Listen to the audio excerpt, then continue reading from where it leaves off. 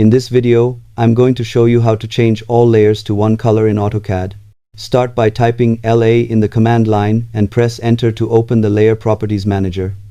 Once the window appears, press Ctrl+A to select all layers, or manually select only the layers you want to modify. Next, click on one of the color squares next to the selected layers. This will open the color palette, where you can choose a new color for all selected layers. After selecting your preferred color, click OK, and AutoCAD will apply that color to every selected layer instantly. This is a great way to standardize the appearance of a drawing and improve visual consistency. It can also make drawings easier to review, print, and share with others.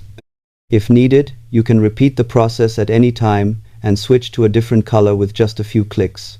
This method is especially useful when preparing drawings for presentations or monochrome plotting.